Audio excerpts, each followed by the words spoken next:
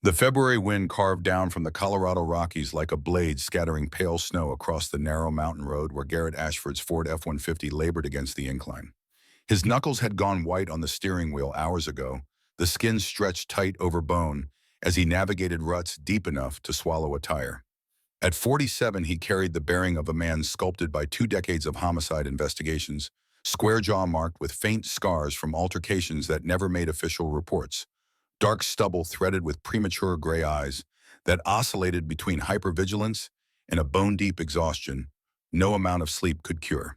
The truck groaned as it climbed higher, each protest from the worn suspension sending tremors through the frame.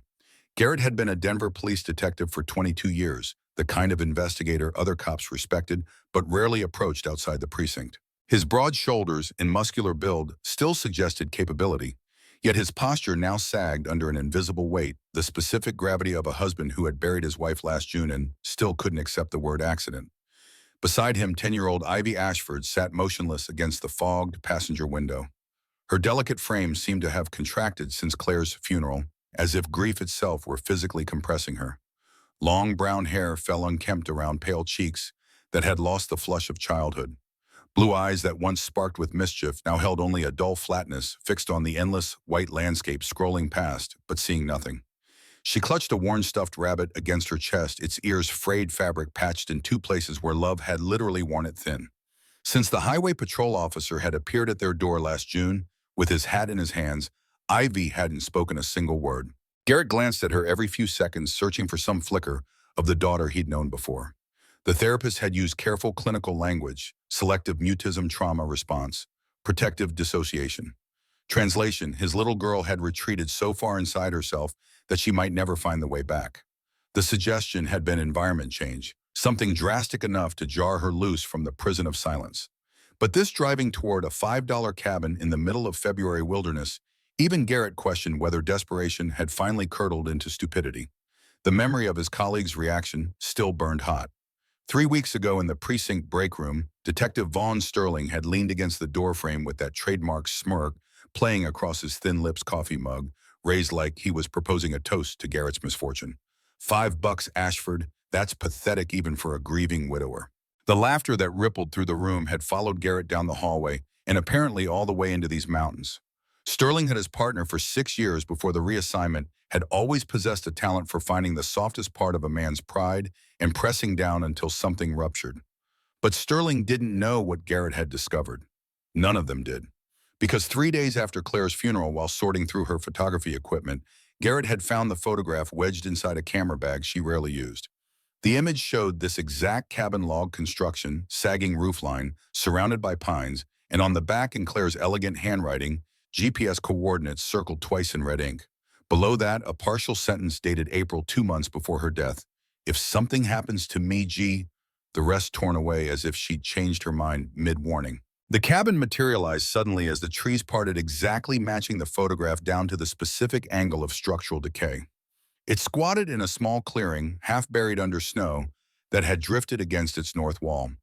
The realtor's description had been generous to the point of fiction. This wasn't a fixer-upper. It was a relic one bad winter away from total collapse.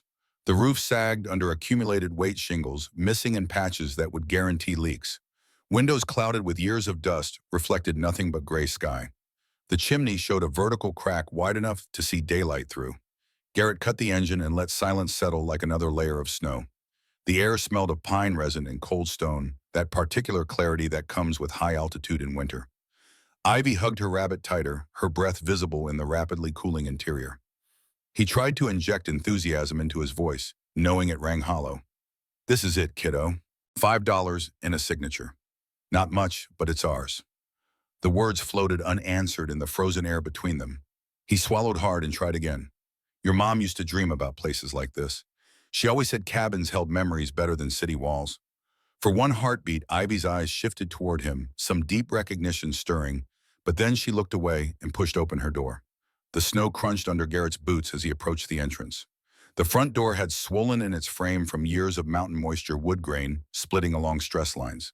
The key, small and corroded, barely worth the metal it took to forge it, turned with resistance that suggested it might snap. The door scraped open on hinges that shrieked protest, revealing an interior that smelled of damp earth and decades of abandonment. Dust motes swirled in the weak light filtering through cracked window panes. A sagging sofa leaned drunkenly in one corner, its upholstery split to expose yellowed stuffing. Shelves lined one wall, populated by mismatched mugs and the kind of detritus people leave behind when they stop carrying a rusted can opener, water-stained paperbacks, with covers curled back, a cracked ceramic ashtray. The wood stove sat cold and silent at the room's center, its door hanging slightly ajar. The floorboards groaned under Garrett's weight as he crossed to check the hearth, already mentally cataloging repairs that would cost far more than $5. His detective's eye caught it immediately, the dark streaks on the floor near the back wall. Not the kind of staining water damage produced, but something else. He knelt and touched one fingertip to the discoloration. The texture was wrong for dirt, wrong for rust. He'd spent 20 years working homicide.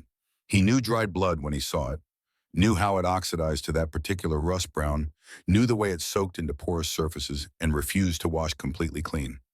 These stains were months old, maybe longer, but they formed a deliberate trail leading toward a gap where the floorboards didn't quite meet the wall. Garrett's pulse kicked up a notch, old training taking over. He studied the pattern more carefully. Not random splatter, but a progression as if something bleeding had moved with purpose. Following the trail, he found paw prints pressed deep into the dust. Large canine, the stride uneven, one rear leg dragging slightly. Ivy's voice startled him so badly he nearly lost his balance. Daddy, look. The words were barely more than a whisper, but after 8 months of silence, they hit him with the force of a shout. He spun towards her, heart hammering, and saw her small finger pointing down at the gap near the baseboard. He moved closer, listening. At first, only the mountain wind threading through cracks in the walls, but then faint but unmistakable the sound of claws scraping wood. A deliberate dragging sound, too controlled to be branches or wind-blown debris. Garrett's hand moved instinctively toward his hip muscle memory, reaching for a service weapon that wasn't there. He'd left it locked in the truck's gun safe, old reflexes dying hard. Instead, he grabbed a rusted iron poker leaning against the stove, testing its weight. The metal felt flimsy, barely adequate, but it was better than nothing. He pressed his ear close to the floor.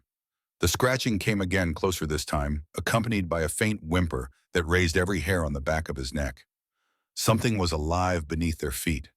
Something that had bled its way into this forgotten cabin and taken shelter in the crawlspace.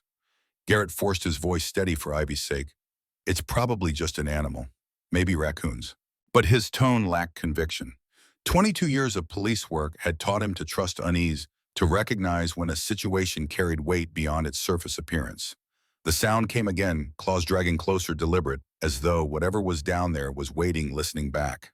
Ivy's small face pressed against his sleeve, pale as the snow outside, her blue eyes locked on the dark gap in the boards. She whispered again, softer than wind, "It's still there." The sound approached, deliberate and patient, and Garrett felt the hair on his arms prickle with awareness that something fundamental had shifted the moment they crossed this threshold. Whatever waited below had been here when Claire photographed this place last spring. Whatever Claire had discovered, whatever she'd been trying to tell him through coordinates and torn warnings, it started right here in this gap where floorboards failed to meet and something wounded had found sanctuary. He forced himself to move, to slide fingers under the edge of the loose board and pull. The wood resisted, swollen with moisture, then gave way with a crack that sent splinters flying. A gust of stale air rushed up from the hollow beneath the cabin, carrying scents of earth and animal musk and old copper. Garrett braced for rats or possums, some mundane explanation for the blood and the sounds. What met his eyes stopped him cold. Curled in the shadows lay a German shepherd, her fur matted with dried blood and grime ribs showing through a frame that spoke of weeks without adequate food. She tried to lift her head but fell back with a weak whimper. Amber eyes cloudy with exhaustion, yet still razor-sharp with intelligence, fixed on Garrett, with an expression that seemed to be assessing, calculating, deciding. Beside her, nestled against her trembling body, were 3 tiny puppies, eyes barely open, coats soft and patchy, squirming blindly for warmth and milk their mother could barely provide. Garrett's breath caught. 2 decades of facing down armed suspects and crime scenes that turned his stomach, and it was the sight of this broken animal and her helpless young that cracked something in his chest. He leaned closer, the poker clattering forgotten to the floor. The shepherd bared her teeth at first, a warning growl rising from deep in her throat despite her obvious weakness. He recognized that defiance, the refusal to yield, even when strength had drained to nothing. It reminded him of officers he'd served alongside who fought through bullet wounds simply because surrender wasn't in their vocabulary. Easy, girl. The words came out low and steady, the same tone he'd used with traumatized witnesses and shell-shocked victims. His eyes scanned her injuries with professional detachment, even as his gut twisted with sympathy. One hind leg swollen, the joint angled, wrong fracture weeks old, never properly set. A jagged scar across her ear, where something had torn through flesh. Deep scratches along her flank, some infected, weeping clear fluid. This wasn't a wild animal. Her build, the intelligence in those amber eyes, the faded remnants of a collar mark rubbed into her neck fur. She had belonged to someone, been trained by someone. And then something had gone catastrophically wrong. Behind him, Ivy stepped closer, stuffed rabbit tucked under her arm. Her blue eyes widened, but not with fear. Something else flickered across her face, recognition perhaps, or the shadow of a memory she couldn't quite grasp. Her lips parted, and Garrett held his breath, afraid that if he moved or spoke, he might shatter whatever fragile moment was forming. Then she whispered, clear and certain, Ghost. The name fell into the cold cabin air with the weight of revelation. Garrett froze, turning slowly to face his daughter. She was staring at the German shepherd with trembling hands, then knelt despite his warning glance. Ivy, wait. She's hurt. She might bite. But Ivy shook her head, some knowledge he didn't possess guiding her movements. She reached out, one small hand, palm open, fingers extended. The shepherd sniffed her skin, the growl fading into an uncertain rumble. And then, as Ivy's fingers brushed the matted fur, the dog's body seemed to sink, tension easing, as though she understood something Garrett could not. Ghost. Ivy whispered it again, firmer this time, and the name seemed to settle in the cabin like an unspoken contract. Garrett's throat tightened. Hearing his daughter's voice again, clear and purposeful, after 8 months of hollow silence, was like watching sunrise break through weeks of storm. He swallowed hard, trying to keep his emotions in check, trying to be the steady presence she needed even as his world tilted on its axis. Determined to act before the moment slipped away, Garrett widened the gap between floorboards and crouched down. We need to get her out of there. She won't survive long in this condition. He gently slid his arms beneath the weakened animal, feeling her ribs press against his forearms through matted fur. She whimpered but didn't resist, as if some part of her recognized rescue when it arrived. Her puppies cried out until Ivy scooped them carefully into her coat, holding them close to her chest, where her body heat could keep them from shock. The shepherd was heavier than she looked, muscle still present beneath the starvation. Garrett carried her to the hearth and laid her on a folded emergency blanket from the truck.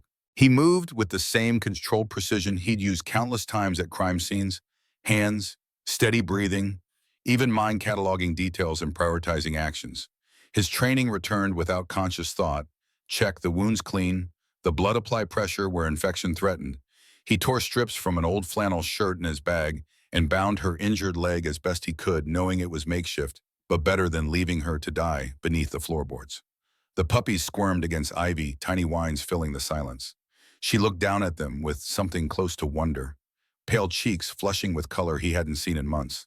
She held one up carefully, a patchy mix of black and tan eyes, still milky with infancy, and a small smile tugged at her lips. Tentative, fragile, but real. Garrett watched, chest heavy with emotions he couldn't name. It had been so long since he'd seen that expression. He realized then that these animals had already begun to heal something in his daughter that therapy and time hadn't been able to reach. The hours stretched into evening as he tended the shepherd Ivy had named Ghost. His daughter fetched bowls of water and scraps of food from their supplies, moving with initiative instead of waiting for instruction. The cabin, once empty and oppressive, now pulsed with the fragile sounds of survival, shallow breathing, soft whimpers, the rustle of puppies seeking milk. Yet Garrett remained on edge. His detective's instincts wouldn't settle. The questions circled like wolves. How had this dog ended up here beneath their floorboards? Why so wounded? Why abandoned? And why did she carry scars that looked more like battles than accidents, as dusk painted the mountains in shades of purple and gold? Garrett sat on the edge of the sofa staring at Ghost, where she rested near the makeshift hearth. She slept fitfully, body twitching, as if haunted by memories her canine mind couldn't process. He could see himself in her scarred carrying pain, refusing to surrender because someone depended on survival. Ivy had fallen asleep, curled against the sofa arm, the puppies bundled in her coat, tiny bodies pressed against her warmth. For the first time in months, she looked peaceful. Garrett's hand trembled as he reached to brush a strand of hair from her forehead. He whispered so softly it was almost nothing. Thank you, Ghost, for giving her back a piece of herself. The cabin groaned as wind pushed against the walls, but inside something had shifted. A fragile thread now connected them, drawn not from wood or stone, but from the arrival of this wounded creature and her helpless young. The silence that had haunted their lives since Claire's death was broken, replaced by soft sounds of breathing and whimpers and a child's whispered name. As Garrett closed his tired eyes, he realized the house he'd bought for $5 might hold more than dust and ruin. It might hold the beginning of something worth fighting for again. But exhaustion dragged him under before he could pursue that thought to its conclusion. The temperature dropped sharply once the sun disappeared behind the western peaks. Garrett woke stiff and disoriented, back aching from the uneven sofa cushions. He blinked at the strange shadows, momentarily forgetting where he was, until the events of the day reassembled themselves. The cabin, the blood trail, Ghost and her puppies. Ivy still slept soundly beside him, one small hand resting atop the smallest puppy, as if she'd never known anything safer. Garrett stood quietly, careful not to wake her, and checked on Ghost. The shepherd lay near the cold stove chest, rising shallowly but with more steadiness than before. Her puppies curled against her, nursing with the desperate single-mindedness of infants. He built a small fire using kindling from a stack near the stove that was miraculously dry, and soon the space filled with flickering warmth. As the fire took hold, Garrett examined Ghost more carefully in the improved light. His detective's eye caught details he'd missed in the initial chaos. On her right ear, beneath the scarred flesh, he could make out the faint remnants of a tattoo, numbers or letters that someone had deliberately removed using chemicals or fire. The skin was puckered and discolored, the pattern barely visible, but enough remained to confirm what his instincts already suspected. Military or police canine, someone had tried to make untraceable. They'd wanted to erase her identity, eliminate any connection to her official service record. "You witnessed something, didn't you?" he murmured to the sleeping dog. "Something that made you too dangerous to let live." Ghost's ear twitched at the sound of his voice, but she didn't wake. Garrett's mind spun through possibilities, each darker than the last. A working dog, highly trained, deliberately maimed and abandoned in a remote cabin. Claire's photograph with coordinates dated 2 months before her death. The torn warning. Everything pointed toward a connection he couldn't yet see clearly, but which pulsed beneath the surface like a heartbeat. At 9 o'clock, Ghost's head suddenly lifted, ears forward, amber eyes alert. A low growl built in her chest, not the weak warning from earlier, but something deeper, more urgent. Garrett was on his feet instantly, every nerve firing. He moved to Ivy's hand, covering her mouth gently as she woke. "Stay quiet. Behind me. Now." She obeyed without question, sliding behind him as he positioned himself between her and the door, iron poker back in his grip. Heavy footsteps crunched through snow outside, deliberate and unhurried. Someone knew they were here. Someone had been watching, waiting for darkness. 3 loud knocks rattled the door in its frame, the sound too aggressive to be friendly. Garrett tightened his grip on the poker and approached, cracking the door just wide enough to see who stood on the other side. The man before him was tall and gaunt, perhaps mid-50s, with a face weathered by elements and hardship. His beard, more gray than black, hung unkempt over a threadbare coat that had seen better decades. His eyes, though, were sharp and assessing, moving past Garrett into the cabin's interior before snapping back. "I wasn't sure anyone would be fool enough to stay here." The voice came out gravel rough, abraded by cigarettes and mountain cold. His gaze drifted past Garrett to where Ivy knelt with Ghost. "This place ain't yours to take." Garrett tightened his grip on the poker. "Who are you? What do you want?" The stranger's eyes narrowed, calculating. He looked around quickly, then leaned closer. The smell of stale tobacco clinging to him. "I'll give you one warning, officer." The way he spat the word made it clear he somehow knew Garrett's background, knew things he shouldn't. "You shouldn't be here. This cabin's history isn't clean. Walk away before it swallows you too." Ghost lunged forward, suddenly snapping her jaws with such force the stranger stumbled backward off the porch. Her growl thundered in the night air, primal and protective despite her injuries. Garrett used the moment to press forward, swinging the poker just enough to force the man to retreat further into the snow. The stranger cursed, hand moving to his waist where Garrett glimpsed the handle of a hunting knife. But he hesitated when Ghost snarled again, teeth gleaming in the moonlight. For a long moment they stood frozen. Garrett with shoulders squared and eyes hard, the stranger with wild, shifting eyes that betrayed both desperation and menace. Then with a bitter laugh, the man backed away into the snow, boots crunching as he moved toward the tree line. "Stay if you want, but don't say you weren't warned. This place eats men alive." The darkness between pines swallowed him, leaving only the hiss of wind carrying his words like a chill deeper than cold. Garrett closed the door firmly and threw the bolt. His chest heaved, but he forced his voice steady for Ivy's sake. She stared at him, clutching one of the puppies so tightly he thought she might crush it. "It's okay. You're safe. Ghost won't let anyone near us." Ghost stood rigid at the door, ears, twitching eyes fixed on the woods, as though she could still see the man retreating. Garrett knelt beside her, running a hand along her scarred flank. Good girl. She'd sensed the stranger before Garrett had heard anything, and if not for her alarm, the man might have made it inside unnoticed. The cabin felt different now, no longer just a fragile refuge from grief, but a place marked by something hidden and dangerous. Garrett leaned back against the wall, staring at cracks in the ceiling, Beam's thoughts heavy. The man's words echoed. This cabin's history isn't clean. He had thought $5 bought him peace, bought him a chance to help Ivy heal somewhere far from memories of Claire. But now he wondered what kind of secrets came with that price. What had Claire known? Why had she hidden these coordinates last spring, prepared this warning 2 months before June's highway crash? And who was that man appearing out of February wilderness to issue cryptic threats? That night, long after Ivy had drifted back to sleep with the puppy nestled beside her, Garrett sat awake by the dying fire. He turned the lantern low, listening to the wind howl, every creak of the walls magnified in the darkness. Ghost lay near the door, eyes open, gaze unblinking. Together, man and dog kept vigil against whatever had suddenly grown far more real in the mountain night. Sleep came in fragments, if at all. Each time Garrett's eyes closed, his mind conjured Claire's face, not as she'd been in the hospital those final hours, machines keeping her technically alive until he could say goodbye, but vibrant and whole the way she'd looked that last breakfast together in early June. She'd seemed distracted, distant. He'd asked if everything was all right. She'd smiled and lied. Just thinking about a project, nothing important. He should have pushed harder. He should have known his wife well enough to recognize when she was carrying weight too heavy to bear alone. The torn photograph occupied his thoughts like a splinter working deeper into flesh. If something happens to me, what had she been trying to tell him in April? What threat had she anticipated that would materialize 2 months later on that rain-slick highway? And how did it connect to this cabin, to Ghost, to a stranger who knew Garrett was a cop without being told? As gray dawn light began seeping through the cracked windows, Garrett made a decision. The nearest town was Pine Ridge, population maybe 245 minutes down the mountain if the road stayed passable. Someone there would know, the cabin's history would remember who'd owned it before the foreclosure that let Garrett buy it for $5. Small towns kept their secrets in plain sight. You just had to know which old-timer to ask and which questions would loosen tongues. He woke Ivy gently. Sweetheart, we're going into town today. Need to get some supplies, maybe find someone who knows about this place. She looked up at him with those 2 old eyes, then nodded. Her voice came out scratchy from disuse but determined. What about Ghost? Can she come? Garrett shook his head. Too risky. If people see her, start asking questions, we don't know who we can trust yet. Ivy's face fell, but she understood. After last night, she understood more than any 10-year-old should have to.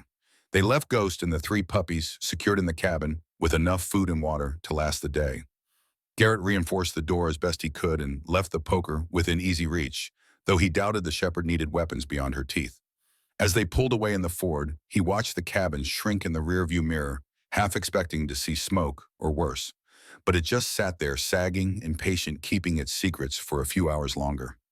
The drive to Pine Ridge took them down switchbacks that made Garrett's hands ache from gripping the wheel. Ice had formed overnight, turning the dirt road treacherous. Twice they nearly slid into drainage ditches deep enough to trap the truck until spring thaw. But eventually the road widened and civilization such as it was appeared. Pine Ridge consisted of one main street lined with buildings that looked like they'd been standing since Colorado achieved statehood.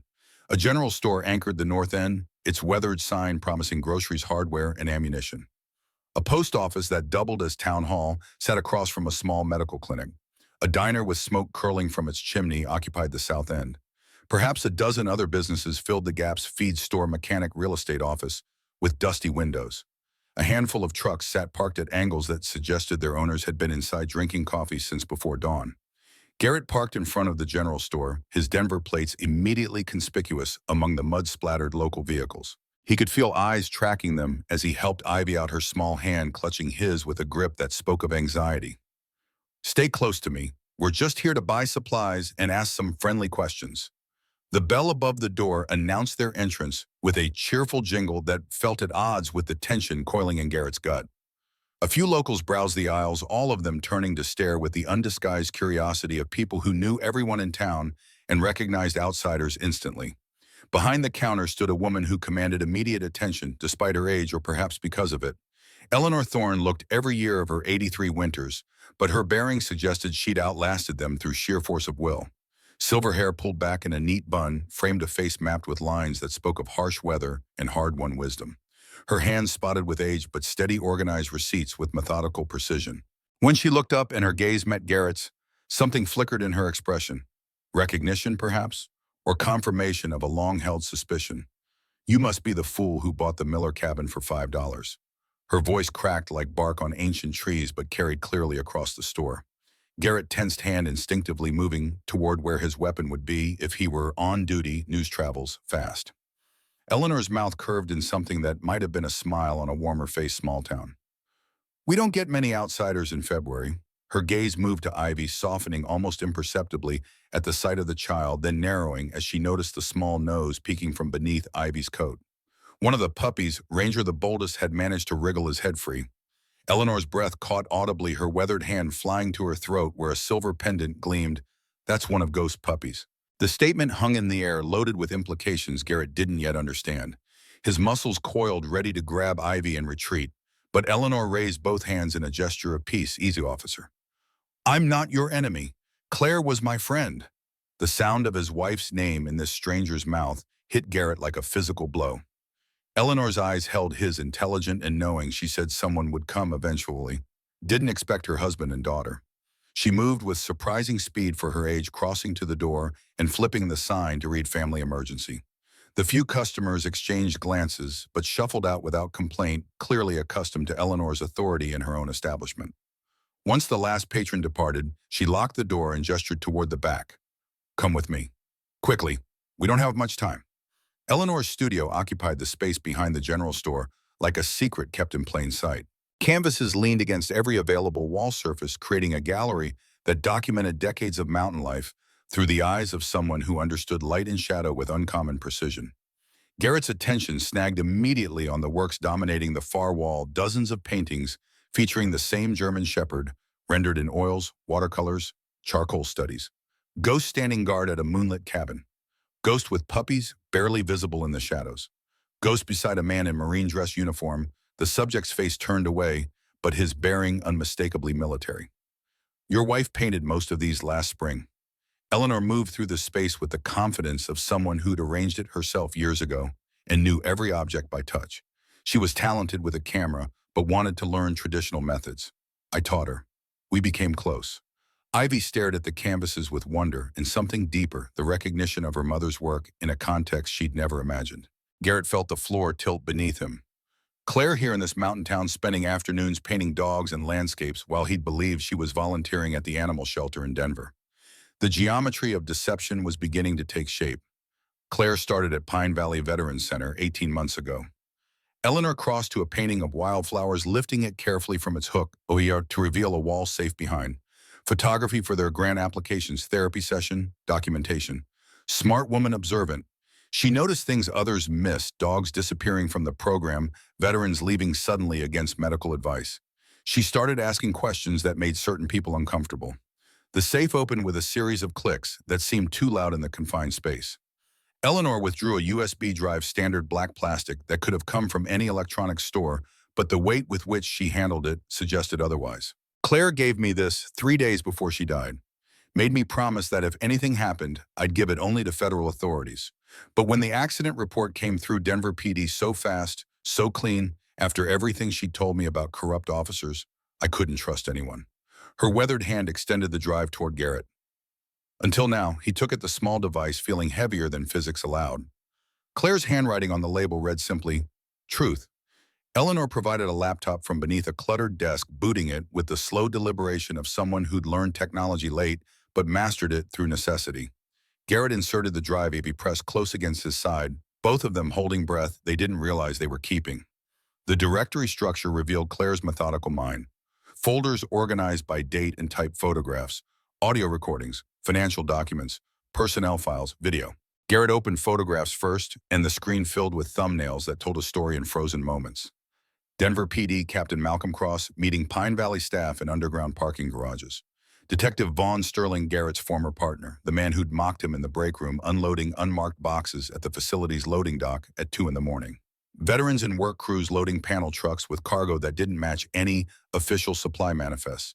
Therapy dogs being trained with what looked like drug samples, their handlers running drills that had nothing to do with PTSD treatment. Garrett's hands trembled on the keyboard. 6 years partnered with Sterling, riding together through Denver's worst neighborhoods, backing each other in situations where hesitation meant death.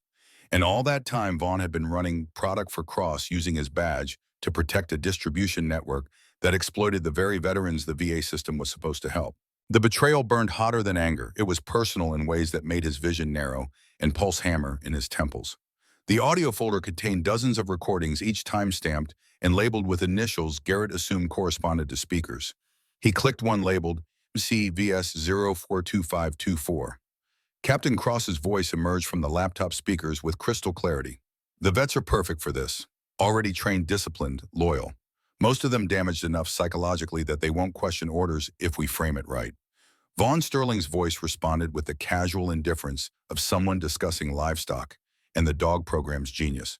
Better than any electronic security system. They can detect rival product at concentrations our equipment would miss. An unknown third voice interjected. Older and rougher Webb is asking too many questions about training protocols. Getting suspicious about what we're actually teaching the dogs. Cross's reply came cold and final. Then we handle the Webb situation permanently. Make it look like a training accident. The canine too, she's witnessed too much, knows too many voices. Both of them need to disappear clean. Garrett stopped the playback, nausea rising in his throat.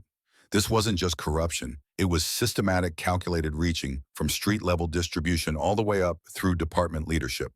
The financial documents folder revealed money laundering through Pine Valley's operational budget, veteran names matched to distribution territories. Dog training protocols deliberately altered to teach drug detection instead of PTSD support. And they're buried in a subfolder marked urgent, an internal memo dated 14 months prior. Subject elimination of M-Web and K9 asset. Authorization MC, execution VS. But it was the video folder that broke something fundamental in Garrett's chest. A single file labeled simply for Garrett. He hesitated, finger hovering over the trackpad, afraid of what came next, but unable to stop. Ivy's small hand found his. It's okay, Daddy. We need to see. He clicked. Claire appeared on screen, seated in this very studio with afternoon light streaming through windows behind her. She wore the blue cardigan he'd given her for Christmas 2 years ago, her dark hair pulled back the way she did when concentration demanded it. Her expression carried the weight of someone who'd made peace with difficult truths. Garrett, if you're watching this, I'm dead. I'm sorry I kept you in the dark, but I couldn't risk your career, your life, our family. The directness of it, no preamble, no softening, was pure Claire. She explained Pine Valley's origins as legitimate therapy, how Captain Cross had recognized opportunity in isolation and vulnerable populations. How he'd built a distribution network using traumatized veterans as couriers, their military training and psychological damage making them perfect assets. The therapy dogs originally meant to help these men heal had been repurposed as living drug detectors trained to identify rival products and protect shipments with the same intensity they'd once guarded soldiers in combat zones. Then Claire's face shifted, grief and determination mixing. Dalton Hayes was a Marine Force Recon 3 tours in Afghanistan. Severe PTSD. Ghost was assigned as his therapy dog, and they made remarkable progress until Dalton discovered what was really happening. He found evidence that vets were being coerced into distribution. Their trauma exploited their loyalty, weaponized. When he threatened to go to federal authorities, Cross ordered him eliminated. The screen showed Claire leaning forward, urgency sharpening her features. I found Ghost in a drainage ditch behind Pine Valley, gunshot wound in her flank, beaten nearly to death. She'd escaped whoever was supposed to kill her. I brought her here to Eleanor, then moved her to the cabin after I bought it with Kate to stay off official records. Ghost is trained in voice discrimination. Garrett, she can identify specific individuals by their vocal patterns, recognize attackers regardless of disguise. That's why they want her destroyed. She's evidence that can't be discredited or intimidated. Claire's eyes glistened, but her voice remained steady. I've documented everything. 14 officers involved, 7 Pine Valley staff members.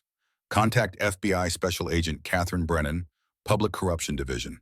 She's the only person outside this I trust completely. The image shifted as Claire stood, moved closer to the camera. Tell Ivy I love her more than the stars. Tell her Mommy was trying to make the world safer for her. And Garrett, her voice cracked for the first time, you've always fought for justice even when it cost you. Now I need you to fight for me. Finish what I started. Make them answer for all of it." The video ended freezing on Claire's face caught mid-breath, and Garrett realized tears were streaming down his cheeks unchecked. Ivy sobbed quietly beside him, her small body shaking with the force of grief renewed and transformed.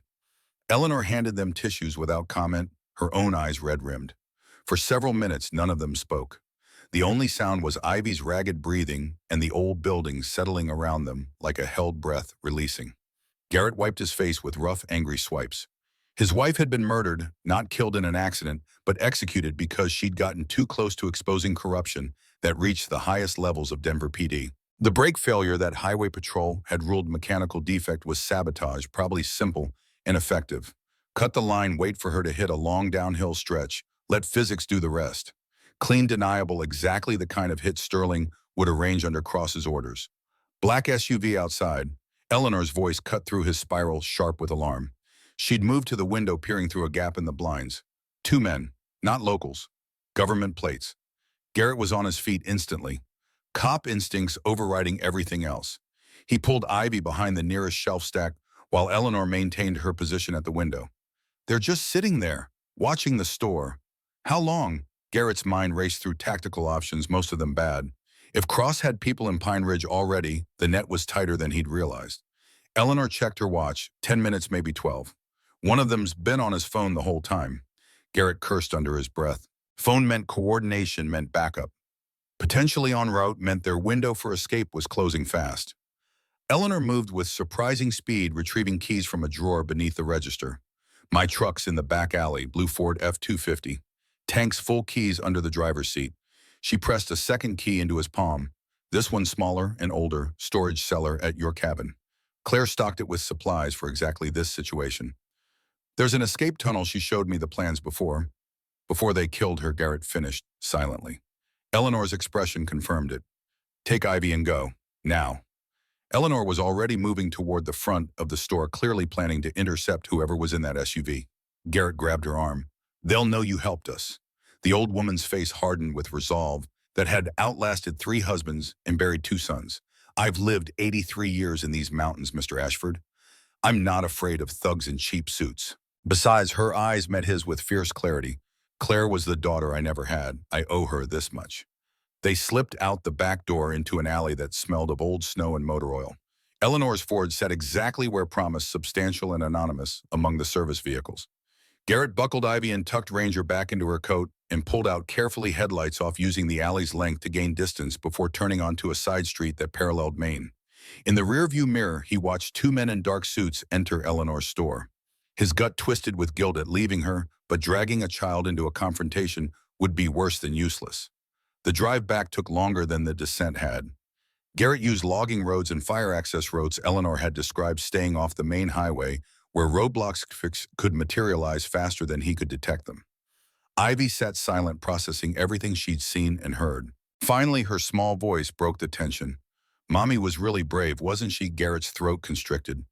The bravest person I've ever known. And now we're going to finish what she started. Together. They reached the cabin as afternoon shadows lengthened across the clearing. Ghost greeted them at the door, stronger already from rest and regular meals, her amber eyes assessing Garrett as if measuring whether he'd proved worthy of her trust.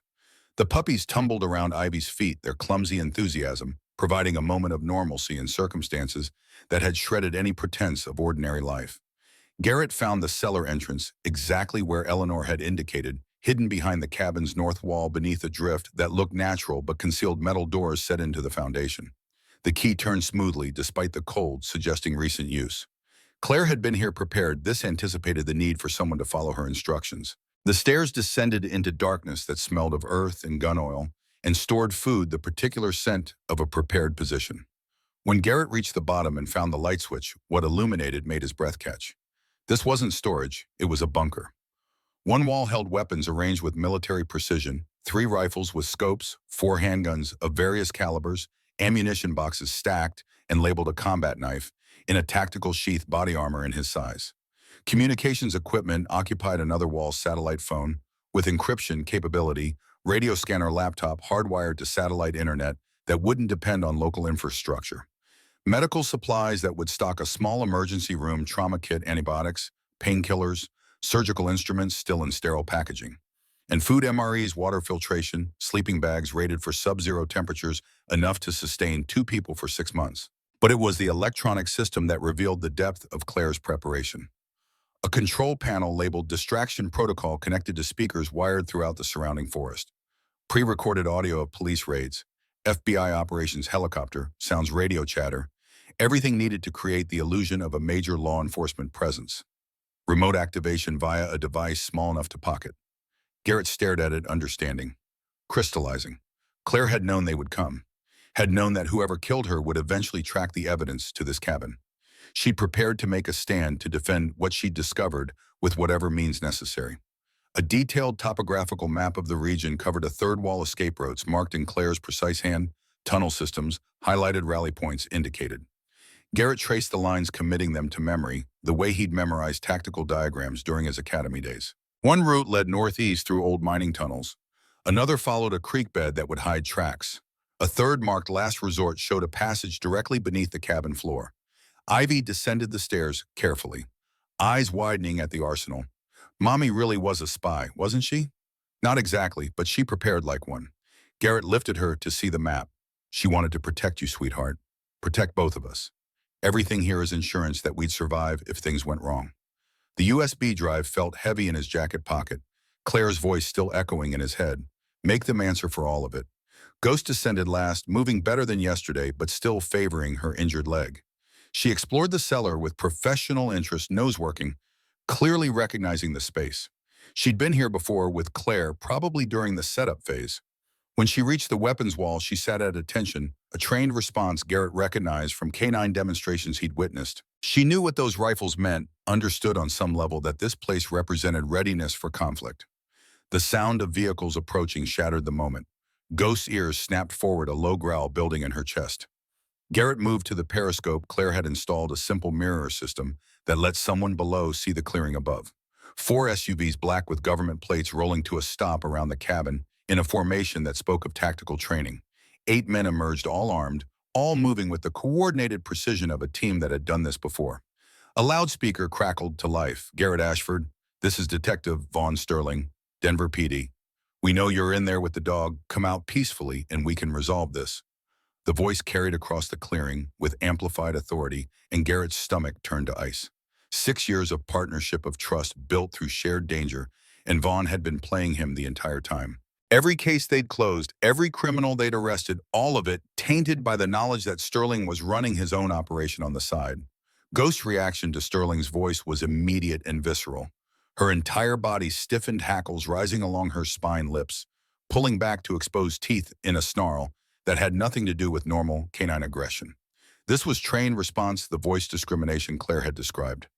Ghost recognized Sterling's vocal patterns from the attack on Dalton Hayes, from orders given and violence inflicted. Her reaction was evidence more reliable than any witness testimony, impossible to fake or coerce. Ivy saw it too. Ghost knows him, Daddy, from before. She heard him hurt people. Garrett nodded grimly, an idea forming. They want the dog because she can identify them. But that means we have evidence they can't destroy, can't intimidate, can't buy off. As long as Ghost lives, their voices convict them. He activated Claire's distraction protocol, watching the control panel light up as speakers throughout the forest came online. With a deep breath and a silent apology to his dead wife for putting her preparations to use, he pressed execute. The forest erupted with sound, FBI megaphones demanding surrender, helicopter rotors beating, air radio chatter, coordinating a multi-agency response. The effect was immediate and chaotic. Sterling's team scattered voices shouting over each other, FBI. How did they know we were here? Cross didn't mention federal involvement. 2 SUVs peeled out immediately, drivers unwilling to be caught in what they believed was a major operation. Sterling and 2 others remained scanning the tree line with weapons raised, clearly trying to locate the source of the sounds. But their formation had broken. Their confidence shaken. Garrett used those precious seconds to trigger the tunnel hatch, a section of floor that swung up on counterweighted hinges to reveal a passage descending into earth. Ghost take point. She understood instantly, disappearing into the darkness with the confidence of an animal that had run this route before. Ivy followed without hesitation, trust in her father, absolute. Garrett grabbed the go bag Claire had prepared, checked that the USB drive was secure in his inner pocket, and dropped into the tunnel as Sterling's voice echoed above. "It's a recording. Find the speakers, find Morrison." The tunnel was tighter than Garrett had hoped, forcing him to hunch as he followed Ghost's shadow through darkness, broken only by his flashlight. The passage ran for what felt like miles, but was probably closer to 800 meters, ending in a maintenance area that connected to Pine Valley's service infrastructure. They emerged into a garage that smelled of diesel and old concrete, exactly as Claire's map had indicated. A modified Jeep Wrangler sat ready, keys in the ignition tank full. She thought of everything. Garrett drove with lights off, navigating by moonlight, in memory toward the weakened section of fence Claire had marked on her map. Behind them, voices and searchlights converged on the cabin Sterling's team, realizing too late that their quarry had already slipped the net. The fence came up fast, 8 feet of chain link topped with razor wire imposing in the darkness. But the section Claire had identified showed subtle signs of tampering, links cut and rewoven just enough to maintain appearance while compromising strength. The Jeep hit it at precisely the angle and speed Claire's notes had specified. Metal screamed and gave way, the vehicle punching through into forest beyond as alarms began wailing across Pine Valley. An ATV appeared in the side mirror, security racing to intercept, but Dalton's modifications to the Jeep included suspension that could handle terrain the smaller vehicles couldn't match. Garrett wove between trees' branches, scraping paint, undercarriage, grinding over rocks and logs. Behind them, one ATV overcorrected around a boulder and slammed into a pine trunk with a crunch of metal and fiberglass. The second persisted, driver skilled and determined, closing the gap. Garrett took a hairpin turn around a natural outcropping, physics and luck combining to keep the Jeep upright. The ATV behind them didn't have the mass to compensate. It clipped the rock face and tumbled the driver, ejecting into a snowbank as his vehicle cartwheeled into darkness. Clear for the moment, but smoke poured from the Jeep's hood where the fence impact had cracked the radiator. The temperature gauge climbed into red territory, 10 miles maybe before the engine seized completely. They made it 7 before the motor locked with a terminal grinding sound. Garrett coasted to a stop in a narrow valley, steam pouring from under the hood. 25 miles still separated them from the ranger station where Agent Catherine Brennan had agreed to meet. On foot in February with an injured dog and a 10-year-old child, that distance might as well have been 1,000. But stopping meant capture, and capture meant everything Claire had died for would be buried along with the 3 of them. He pulled emergency supplies from the Jeep's cargo area, food, water, medical kit, thermal blankets, road flares. Ghost's injury had reopened during the escape, fresh blood seeping through her bandages. The puppies whimpered in Ivy's backpack, sensing distress. Temperature was dropping fast toward what Garrett's experience suggested would be minus 20 degrees by midnight. They had to keep moving, had to generate heat through exertion, or hypothermia would claim them before Sterling's teams could. The march began with Garrett pulling a makeshift sled, the Jeep's cargo liner loaded with Ghost and essential supplies. Ivy walked between him and the knight's small legs, pumping to keep pace, breath coming in visible gasps. Dalton's GPS coordinates for the ranger station guided them northeast through terrain that seemed designed to kill the unprepared. Every 20 minutes, they stopped to check extremities for frostbite, to sip water that threatened to freeze in their bottles, to keep blood moving before shutdown began. An hour and Ivy's lips had gone blue despite layered clothing. Garrett made the decision that exposure was preferable to losing his daughter. He lit an emergency flare. 5 minutes of blessed warmth as they huddled around chemical heat, knowing the light might draw exactly the kind of attention they were fleeing, but unable to watch Ivy fade. She pressed against him, shivering. "Is it worth it, Daddy, all this pain?" His answer came from somewhere deeper than thought every second. Because the world doesn't belong to men like Cross and Sterling. It belongs to people brave enough to fight for what's right, even when fighting costs everything. Dawn was breaking over the ridgeline when the ranger station finally appeared below them, an old log structure, roof partially collapsed, windows empty of glass. Fresh tire tracks marked the snow around it. Multiple vehicles, and Garrett's instincts screamed warning before his conscious mind processed the details. The meeting had been set for Catherine Brennan alone. Those tracks showed 3, maybe 4 different vehicles.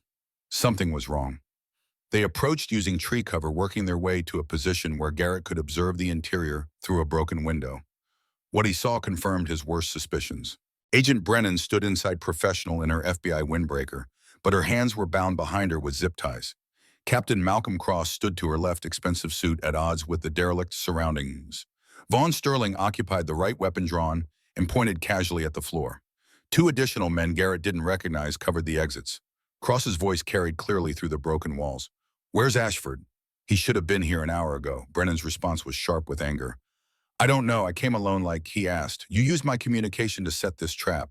How would I know his movements? Sterling's laugh held no humor. Captain thinks Morrison's predictable, that he won't abandon a federal agent even if it means walking into our setup. Cross nodded slowly. And Sterling's right. Our Boy Scout detective will come for you, Agent Brennan. And when he does, we'll have everything, the evidence, the bomb, and anyone who's seen what's on that USB drive. Garrett pulled back from the window, mind racing through options that all ended badly. Direct assault against four-armed men with superior position meant death.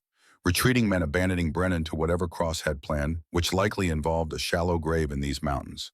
But approaching meant sacrificing the mission, handing over evidence that could bring down an entire network just to save one person, however innocent. Ghost made the decision for him. From their hiding spot, she could hear the voices inside the ranger station. And when Cross spoke again, discussing timeline and backup, Ghost's trained response activated with undeniable clarity. Her body went rigid, hackles rising, a low aggressive growl building in her chest. She recognized Cross's voice the same way she'd recognized Sterling's voice discrimination, doing exactly what Claire had described. The dog's reaction was evidence testimony that couldn't be cross-examined or intimidated. Dalton Hayes materialized from the trees like a ghost himself, moving with the silence of someone who'd survived Afghanistan by mastering stealth. He was gaunt, scarred, clearly in pain from the old gunshot wound Claire's video had mentioned, but his eyes held the focused intensity of a warrior who'd found purpose again. Ashford, his voice barely registered above the wind. Garrett nodded. Hayes gestured toward the ranger station. 3-on-1 odds inside if we take out the 2 exterior guards first. 4-on-2 if we coordinate. He carried a hunting rifle that had seen better days but appeared functional. You any good with that sidearm? Garrett checked his weapon. Good enough. Hayes smiled without warmth. Then let's go get our people back and end this. The plan formed in whispered fragments between 2 men who understood tactical reality without needing elaborate explanation. Dalton positioned himself on the ridge overlooking the ranger station's eastern approach rifle, braced against a fallen log that provided both stability and concealment. From there, he had clear line of sight through the broken window where Sterling stood, weapon dangling, with the casual arrogance of someone who believed victory was already assured. Garrett would circle to the rear entrance, using the collapsed section of roof as cover for his approach. Ghost would accompany him, not just for protection, but as living evidence, her trained responses, the proof that would survive even if they didn't. But it was Ivy who shifted the equation from desperate to possible. Before Garrett could voice the objection forming in his throat, she was already pulling free from his grip. I can help. I'm just a kid. They won't see me as a threat. The logic was sound, even as everything paternal in Garrett screamed against it. Dalton's eyes met his across the snow, a question passing between them that had no good answer. Finally, Garrett knelt to his daughter's level. You follow my exact signals. The instant I tell you to run, you run and don't look back. Understand? Her nod carried the weight of a soldier accepting orders, and Garrett's heart fractured, knowing she'd already learned lessons no child should need. They synchronized watches scavenged from the Jeep's glove compartment, agreeing on a 3-minute window from the moment Ivy revealed herself. Dalton chambered around with practiced economy, emotion. Marine Force Recon doesn't miss from this range. Just make sure you're not standing behind Sterling when I take the shot. Garrett checked his own weapon, counting rounds he hoped would be sufficient, knowing they probably wouldn't be. Ghost pressed against his leg, amber eyes reflecting pre-dawn light, some ancient compact between human and canine activating in her muscles. She knew what came next, the way she'd known in Afghanistan when patrols were about to turn violent. Ivy walked out of the tree line with her stuffed rabbit clutched against her chest, a small figure in an oversized coat that made her look even younger than 10. The exterior guards spotted her immediately, at weapons coming up before recognition of her age made them hesitate. One spoke into a radio, "Boss, we got a kid approaching. Alone, looks lost." Through the broken window, Garrett watched Cross's head turn, calculation replacing surprise in less than a heartbeat. A child this far into wilderness wasn't coincidence, it was connected to Ashford, had to be. But Cross's mind worked in angles and leverage, and a child represented both. "Bring her inside." Cross's voice carried command that expected obedience.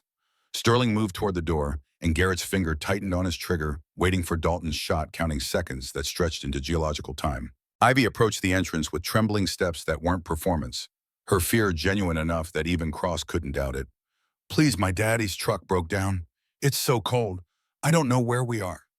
The vulnerability in her voice was real because the situation was real, only her courage was acting. Sterling reached for Ivy's arm, and she let the stuffed rabbit fall to the snow. The prearranged signal. Dalton's rifle spoke once, the report cracking across the valley like thunder compressed into a single syllable. Sterling's shoulder exploded in a spray of blood and bone fragments, his weapon clattering as he went down screaming. The exterior guards spun toward the sound, and Garrett was already moving Ghost, a blur of controlled aggression launching toward the rear entrance. He kicked the rotted door hard enough that hinges tore from the frame, bringing his weapon up as he entered FBI. Nobody move. Cross pivoted with reflexes honed by decades in tactical situations, his hand diving for the gun at his hip. Garrett released Ghost with a command refined by watching Claire's training videos on the USB drive. Ghost takes 70 pounds of military-trained German Shepherd, hit cross-center mass with enough force to drive him into the wall. His weapon discharged into the ceiling, raining splinters and old insulation, then flew from his grip as Ghost's jaws found his forearm and clamped down with pressure designed to immobilize without killing. Cross screamed, trying to shake her off, but Ghost had survived worse than one corrupt captain had endured bullets and beatings and still crawled half-dead through mountain wilderness to protect Dalton Hayes' legacy. Ivy was already moving, pulling a folding knife from her pocket, the one Garrett had given her with strict instructions to use only for emergencies. She cut Catherine Brennan's zip ties with hands that shook, but didn't fumble, the FBI agent's eyes widening with recognition and something close to disbelief. "Who the hell are you people?" Later, Brennan. Move. Ivy's voice carried Claire's authority, and the agent responded to it instinctively, diving for cover as one of the unknown men opened fire. Sterling, despite the shattered shoulder, managed to retrieve his backup weapon with his left hand. Training and desperation combined as he brought it up toward Garrett's back finger, already squeezing. Ivy saw it happening, saw the angle and trajectory, and understood with the terrible clarity of children forced to grow up too fast. The rock she threw, fist-sized granite worn smooth by glacial melt, caught Sterling in the temple with enough force to snap his head sideways. He staggered, vision blurring, and Garrett was on him before consciousness could reassert itself. The tackle drove both men into furniture that collapsed under their combined weight, and then it became what violence always became when stripped of procedure and rules: brutal, ugly, personal. Garrett's fists found Sterling's face with methodical precision, each impact carrying 8 months of rage compressed into knuckles that split and bled. "You killed her." The words came out, strangled, barely human. "Claire trusted you." "We both did." Sterling's response emerged through broken teeth and bubbling blood. "She was in the way. Should have stayed home, played photographer, minded her own business." The admission catalyzed something beyond rage in Garrett, a cold clarity that recognized Sterling would kill again, given any chance, would rationalize it as necessary, would sleep soundly afterward, because men like him had amputated the parts of themselves that felt genuine remorse. Dalton appeared in the doorway, rifle trained on the remaining guards who'd wisely decided that discretion beat martyrdom. "On the floor now. Hands where I can see them. Spread your fingers." The commands came in the tone of someone who'd given them in Kandahar and Helmand, someone who'd survived by being faster and more ruthless than the enemy. The men complied, faces pressed to rotted wood, understanding that the gaunt figure holding the hunting rifle had killed better-trained opponents in worse conditions. Cross managed to dislodge Ghost by slamming her injured leg against the wall, hard enough that she yelped and released. He scrambled for the rifle, leaning against the window frame, fingers closing around wood and metal, swinging it toward where Ivy stood frozen. The geometry of the moment crystallized with terrible clarity. Cross would fire, Ivy would die, and everything Claire had fought for would collapse into meaningless sacrifice. But Dalton's voice cut through the calculation. "Going somewhere." Captain Cross froze, recognizing the voice before turning to confirm what his ears insisted was impossible. "Hayes, you're dead. We killed you." Dalton's smile held no warmth, just the bitter satisfaction of a man who'd survived his own execution. "You tried real hard. Problem is, Marines are difficult to kill when we've got something to live for. And I've been living for this moment, watching you realize that your careful plans are burning down around your corrupt soul. Now put down the rifle before I demonstrate what Marine Force recon snipers can do at close range." Cross let the weapon clatter to the floor, calculations racing behind eyes that had spent a career reading odds and coming out ahead. This wasn't over. Men with his connections, his resources, his institutional protection didn't go down for killing one inconvenient photographer. He'd quietly lawyer up call-in favors, maybe take a suspension or early retirement with full pension. The system protected its own, especially when its own had spent decades learning exactly which levers to pull and which backs to scratch. Garrett read the confidence in Cross's posture and felt fury surge fresh. "You think you're walking away from this?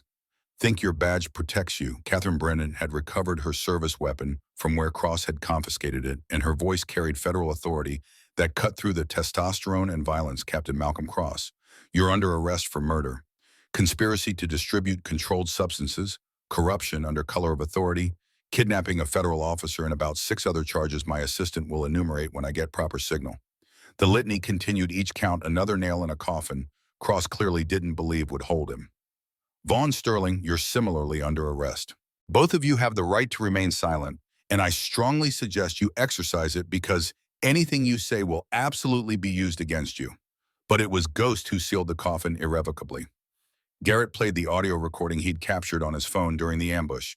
Cross's voice discussing how Ashford was predictable, Sterling's casual suggestion about killing Brennan if she proved useless. The dog's reaction was immediate and undeniable. Her entire body went rigid despite injuries that would have incapacitated lesser animals.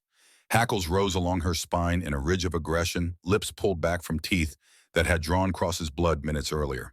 The growl that emerged carried nothing of normal canine territoriality. This was trained response voice discrimination activated by acoustic patterns, her neurology recognized as threats. Dalton knelt beside Ghost, running his hand along her neck in a gesture that was both comfort and command. Easy, girl. I know. You remember their voices from when they tried to kill me, from when they gave the orders that put a bullet in your flank and a knife to your ear. But we've got them now. The testimony can wait for a proper courtroom. Ghost's growl subsided, but her focus remained laser-locked on Cross, on Sterling, on the men who'd destroyed Dalton's life and Claire's and tried to erase all evidence of their crimes behind a veneer of service and sacrifice. The satellite phone Brennan produced from her jacket allowed communication that Cross's people couldn't intercept or monitor. Within 90 minutes, 2 FBI helicopters descended into the valley, carrying tactical teams that secured the scene with professional efficiency that made the earlier violence seem almost quaint by comparison. Paramedics attended to Ghost first at Dalton's insistence, the shepherd receiving medical care that finally matched the caliber of her training. They treated Ivy's frostbite with gentle competence, wrapping fingers and toes in warming blankets while assuring Garrett the damage wasn't permanent. Sterling and Cross were loaded into separate aircraft, both handcuffed and silent. Sterling's shoulder professionally immobilized Cross's forearm, showing tooth marks that would scar. Agent Brennan's debrief lasted through the helicopter flight to Denver FBI headquarters. The USB drive passed from Garrett's hands to hers to a forensic analyst who handled it like a holy relic, which in some ways it was Claire's final testament, her voice speaking from beyond death to demand accounting. This is extraordinary documentation. Brennan scrolled through files on a secured laptop, her expression shifting from professional interest to genuine shock. 14 Denver PD officers, including a captain and 3 lieutenants. 7 Pine Valley staff members. Financial trails leading to 3 different cartels. Your wife built a RICO case that could dismantle this entire operation. But she died before she could deliver it. Garrett finished the words, still catching in his throat like broken glass. Brennan's eyes held sympathy tempered by professional necessity. She died, Mr. Ashford, but she ensured her work would survive her. That takes courage. Most people can't imagine. Now we finish what she started. We make sure every single person involved answers for their crimes. The legal machinery ground forward with the inexorable momentum of federal prosecution, backed by ironclad evidence. Cross and Sterling, both lawyered up within hours, expensive attorneys arriving with briefcases full of motions and objections that withered against the weight of Claire's documentation. 12 additional Denver PD officers were arrested over the following week, their homes searched, bank accounts, frozen careers, obliterated. Pine Valley Veterans Center fell under federal oversight, its legitimate therapy programs separated from the corruption that had metastasized through its administration. 1 year transformed everything. The anniversary of Claire's death arrived on a June morning, bright enough to hurt the kind of Colorado sunshine that made promises about renewal and second chances. Garrett stood in the federal courthouse wearing a suit he'd bought specifically for testimony, the kind of formal dress that acknowledged the gravity of what was about to happen. Beside him, Ivy had grown an inch taller, her silence now replaced by a voice that spoke with increasing confidence about the mother she'd lost and the justice they'd fought to achieve. The courtroom filled to capacity, every seat claimed by journalists, legal observers, families of veterans destroyed by Pine Valley's corruption, and cops who wanted to see one of their own face consequences. The defense attorney, expensive suit, practiced condescension, began his cross-examination of Garrett with confidence that would prove short-lived. Mr. Ashford, you claim this German Shepherd can identify my client by voice alone, despite having not seen Captain Cross for over a year. That seems rather extraordinary. Doesn't it strike you as convenient that this dog's supposed ability can't be independently verified? Garrett's response came flat and certain. I don't claim anything.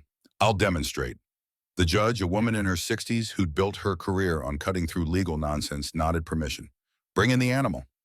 Bailiffs opened the side door and Ghost entered, healthy now, weight restored, moving with the confidence of a working dog who understood her purpose.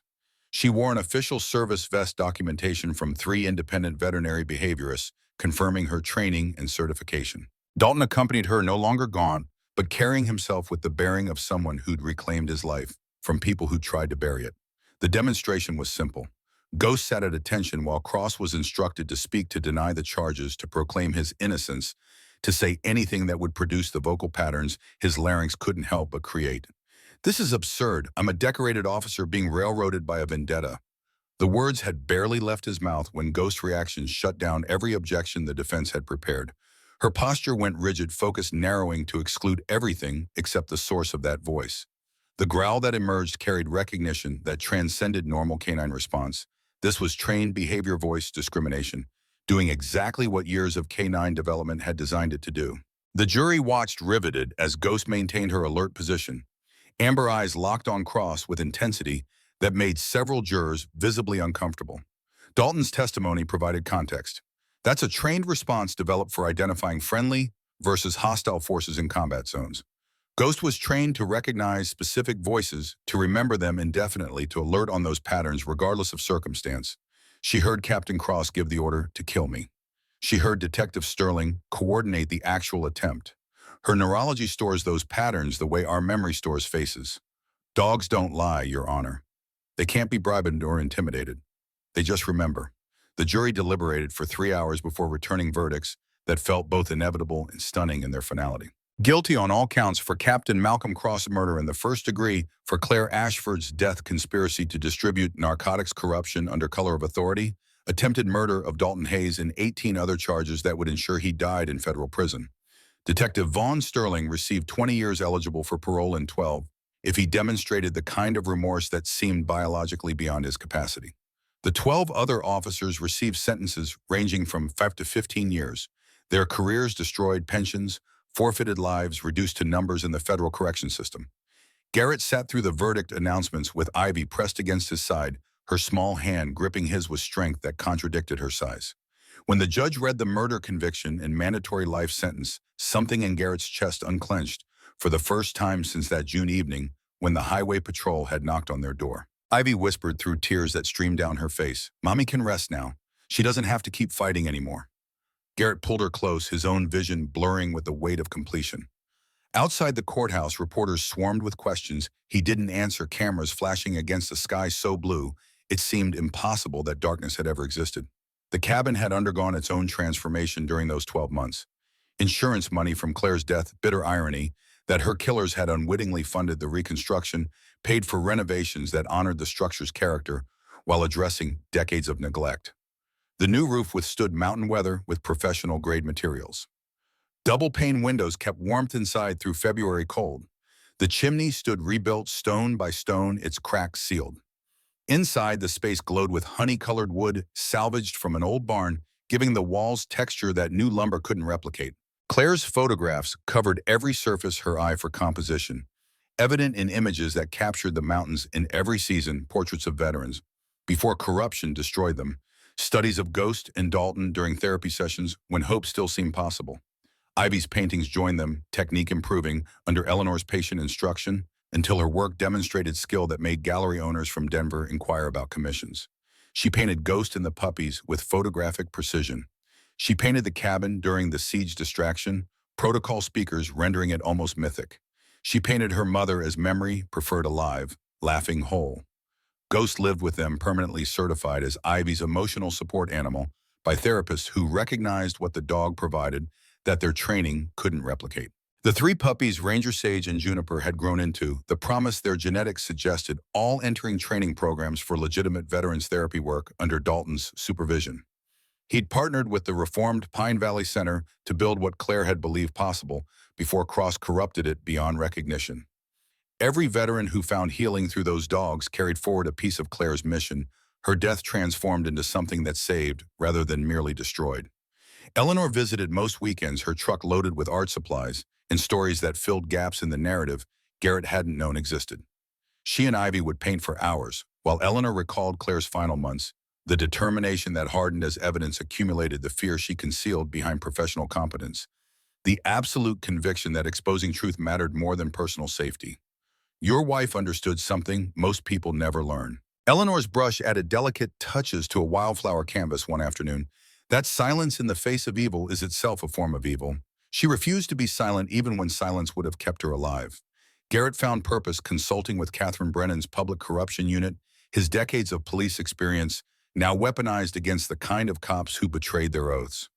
Every investigation he contributed to was another piece of Claire's mission, completed another corrupt officer removed before they could do the damage Cross had achieved. It wasn't the adrenaline rush of working Denver homicide, but it satisfied something deeper, the sense that his skills served something beyond case clearance rates and department politics.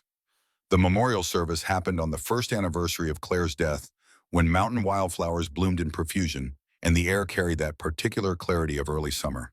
A simple stone marker stood near the cabin where morning light would touch it first. Claire Ashford, 1985-2024, hero, mother, truth seeker. She fought for justice when others looked away. The gathering surprised Garrett with its size, veterans whose lives Claire had documented, reporters who'd covered the trial, FBI agents who'd built cases using her evidence, neighbors from Pine Ridge who'd known her in those final months when she lived between worlds. Ivy read a poem she'd written, voice carrying across the assembled crowd, with the clarity of someone who'd learned that words mattered because silence enabled evil. Mommy found the truth in places dark and deep, save ghost, when others chose to turn away. She taught me courage isn't absence of our fears, but doing what is right despite the cost we pay. I'll be brave like you forever and always in every choice I make and every word I say. The final line broke something in Garrett's composure, tears he'd held through testimony and verdicts, finally overwhelming the walls he'd built. Dalton's hand found his shoulder, the kind of contact that acknowledged grief without trying to diminish it. Ghost lay at attention beside the memorial in guard position. The K9 stands for protecting something precious. She maintained it through the entire ceremony, amber eyes watching gathered humans with patient wisdom that transcended species. When the last person had paid respects and departed, Ghost remained until Garrett knelt to place fresh wildflowers against the stone. Thank you for not giving up, for bringing Dalton back to himself, for being the evidence that couldn't be destroyed. Claire would love knowing you're still protecting what she built. Evening found them in positions that had become ritual over 12 months.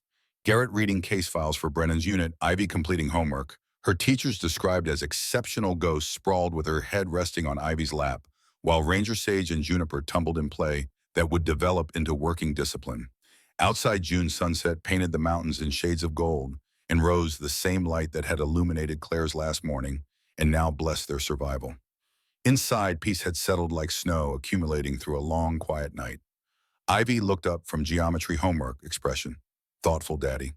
I think Mommy knows we finished her work, that the bad people can't hurt anyone else, that we're really okay now, finally.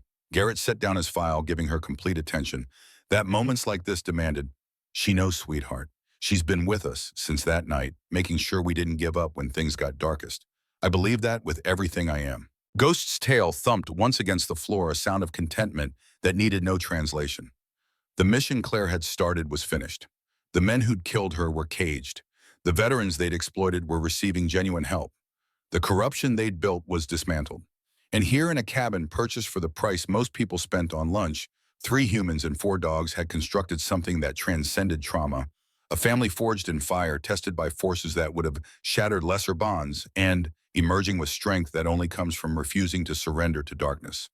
The cabin cost Garrett Ashford $5, but the truth it revealed destroyed careers and ended lives and reshaped an entire city's understanding of what badges could hide.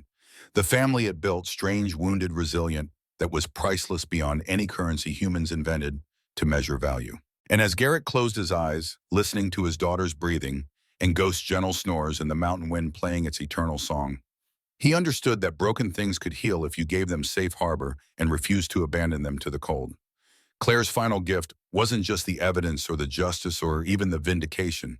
It was showing him that courage meant fighting for what mattered, even when fighting cost everything. And that love didn't end with death. It transformed into something that outlasted the people who tried to bury it.